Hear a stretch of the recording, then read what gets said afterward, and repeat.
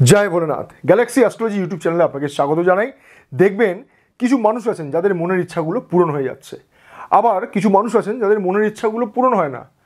অনেকের স্বপ্নগুলো জীবনে বাস্তবে রূপান্তরিত হয়, আবার অনেকের স্বপ্নগুলো স্বপ্নই থেকে যায়। আপনার ক্ষেত্রে কি ঘটতে চলেছে আলোচনা করছে এই ভিডিওতে। ভিডিওটা মন দিয়ে দেখবেন এবং শুনবেন। মেষ রাশির জন্য মে মাসের রাশিফল অনেক বেশি গুরুত্বপূর্ণ। একদিকে আপনার সাড়ে সাথী শুরু হয়ে গেছে, আর এই সময় আপনার রাশির অধিপতি অবস্থান করছে কর্কট রাশিতে নিচস্থ অবস্থায়। জ্যোতিষশাস্ত্র বলছে নিচস্থ গ্রহ কিন্তু কখনো শুভ ফল দেয় না। তো এই মাসে আপনার জন্য কি কি পরিবর্তন আসতে পারে, ভাগ্য আপনাকে কতটা সহযোগিতা করবে, কর্মে আপনি কতটা উন্নতি লাভ করবেন, আপনার ব্যবসায় আপনি কতটা সফল হবেন, আর্থিক উন্নতি কেমন হবে, বলবো আপনার বিবাহিত জীবন নিয়ে, আপনার প্রেম ভালোবাসার সম্পর্ক নিয়ে, আপনার শরীর স্বাস্থ্য নিয়ে, থাকছে আপনার লাকি নাম্বার, লাকি কালার ইত্যাদি। যারা লটারি কাটেন তাদের ক্ষেত্রে কি হতে পারে বলবো আপনার একটি প্রতিকার নিয়ে। কি প্রতিকার করলে 2025 সালের এই মে মাস আপনার জন্য আর একটু ভালো কাটতে পারে। মেষ রাশির সাড়ে সাথে নিয়ে আমি আগেই একটা ভিডিও তৈরি করেছি। এই লিঙ্কটিকে আপনি ক্লিক করতে পারেন, ওপরে যে লিঙ্কটি আপনি দেখছেন এই লিঙ্কে আপনি ক্লিক করতে পারেন, তাহলে আপনি ওই মেষ রাশির সাড়ে সাতের ভিডিওটা জানতে পারবেন, দেখতে পারবেন। তবু আমি কি করব, এই ভিডিওর শেষে পুনরায় লিঙ্কটিকে দিয়ে দেবো, একবার দেখে নেবেন। এখন আমি আপনাকে একটা ছবি দেখাচ্ছি। এটা হলো মেষ রাশির রাশিচক্র। আপনার ব্যক্তিগত জন্মছকে গ্রহের অবস্থান কিন্তু আমার জানা নেই। গ্রহদের মে মাসের অবস্থান দেখুন, মে মাসের সাপেক্ষে কোথায় কোন গ্রহ অবস্থান করছে এই ছবিটির মাধ্যমে আমি আপনাকে দেখানোর চেষ্টা করেছি। প্রথমে আলোচনা করছি আপনার কর্মক্ষেত্র নিয়ে। মে মাসের চাকরিজীবীদের পরিস্থিতি কেমন হবে, কি বলছে গ্রহের অবস্থান। মনে রাখবেন, মেষ রাশির ভাগ্যকে নিয়ন্ত্রণ করে বৃহস্পতি, আর কর্মের দায়িত্বে রয়েছে শনিদেব। যদি আপনার জন্মছকে বৃহস্পতি এবং শনিদেব ভালো অবস্থানে থাকে, শুভ অবস্থানে থাকে, তাহলে আপনার জন্য ভাগ্য এবং কর্মক্ষেত্র ভালো থাকে। যদি শনিদেব বা বৃহস্পতি আপনার জন্য শুভ স্থানে নেই, পীড়িত আছে, নিচস্থ অবস্থায় আছে, বা ধনু রাশিতে অথবা মকর রাশিতে কোনো অশুভ গ্রহের প্রভাব রয়েছে, তাহলে কিন্তু মেষ রাশির মানুষদের কর্মক্ষেত্র ভালো যায় না। কর্মক্ষেত্রে সমস্যা লেগেই থাকে। মিলিয়ে নেবেন, আমাকে জানাবেন। মে মাসের গ্রহের অবস্থান কি বলছে। গ্রহের অবস্থান বলছে সাড়ে সাথে কিন্তু শুরু হয়ে গেছে। কর্মক্ষেত্রে এই সময় কোনোভাবেই কোনো আর্গুমেন্টে জড়িয়ে যাবেন না। অফিসের রাজনৈতিক পরিস্থিতি থেকে নিজেকে দূরে রাখুন। সহকর্মীরা ষড়যন্ত্র করতে পারে, যা আপনার কর্মক্ষেত্রে সমস্যা তৈরি করবে। হঠাৎ করেই অপ্রয়োজনীয় কাজের চাপ বা দায়িত্ব চলে আসতে পারে।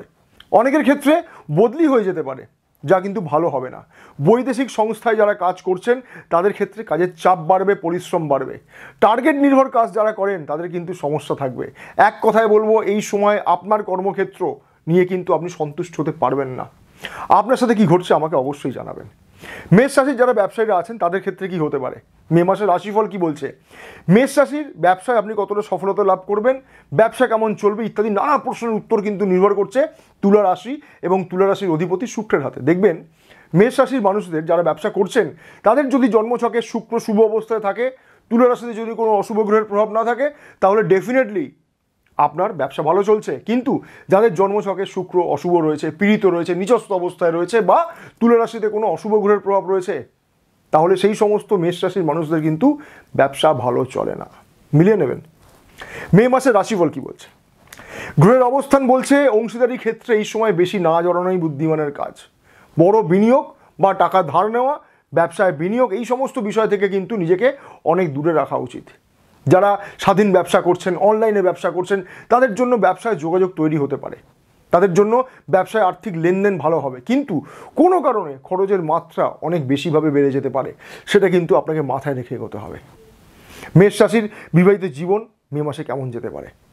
মেষ রাশির বিবাহিত জীবন কতটা সফলতা লাভ হবে, বিবাহিত জীবন কেমন চলবে ইত্যাদি নানা প্রশ্নের উত্তর নির্ভর করছে তুলা রাশি এবং তুলা রাশির অধিপতি শুক্রের হাতে। দেখবেন, মেষ রাশির মানুষদের যারা বিবাহিত জীবনে আবদ্ধ আছেন তাদের জন্মছকে যদি শুক্র শুভ অবস্থায় থাকে, তুলা রাশিতে যদি কোনো অশুভ প্রভাব না থাকে, যদি আপনার জন্মছকে মাঙ্গলিক দোষ না থাকে, তাহলে ডেফিনেটলি আপনার বৈবাহিক জীবন ভালো যাচ্ছে বা ভালো যাবে। কিন্তু যাদের জন্মছকে তুলা রাশিতে কোনো অশুভ গ্রহ বসে আছে, শুক্রের অবস্থান ভালো নয়, বা আপনার জন্মছকে মাঙ্গলিক দোষ রয়েছে, তাহলে সেক্ষেত্রে কিন্তু আপনার বৈবাহিক জীবনে সমস্যা রয়েছে, সমস্যা থাকছে।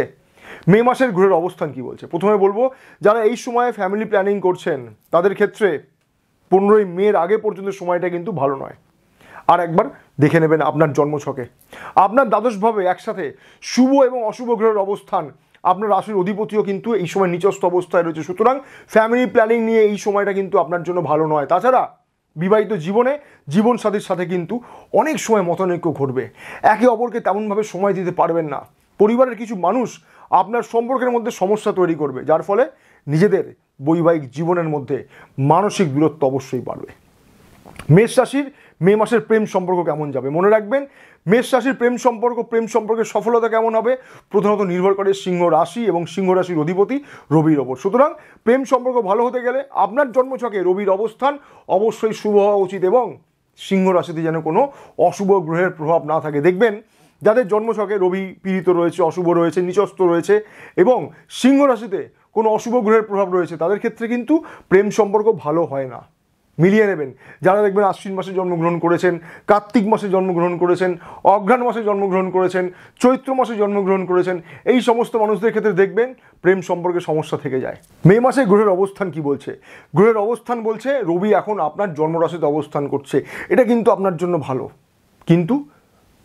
কিন্তু আপনার দ্বাদশভাবে শুক্র, বুধ, রাহু, শনিদেব এদের অবস্থানটা কিন্তু ভালো নয়। এই সময় প্রেম সম্পর্ক আপনার ক্ষেত্রে ভালো যাবে না। নিজেদের মধ্যে অহেতুক সমস্যা থাকবে, নিজেদের মধ্যে ছোট ছোট বিষয়গুলোকে নিয়ে মতানৈক্য তৈরি হবে, অহেতুক তর্ক বিতর্কে আপনি জড়িয়ে পড়বেন। আপনার ইগো, আপনার জেদ, আপনার কথা বলার ধরন আপনাদের প্রেম সম্পর্কের মধ্যে সমস্যা তৈরি করবে। কি করবেন? প্রতিজ্ঞা নিয়ে আলোচনা করেছি, একবার দেখে নেবেন, হয়তো আপনার কাজে লাগতে পারে। আসলে আমি আপনাকে খুশি করার জন্য রাশিফলটা তৈরি করিনি, যেটা ঘটতে পারে সেটা বলছি। আপনার সাথে কি ঘটবে আপনার জানা উচিত। মেষ রাশির মে মাসে আপনার শরীর স্বাস্থ্য কেমন থাকবে?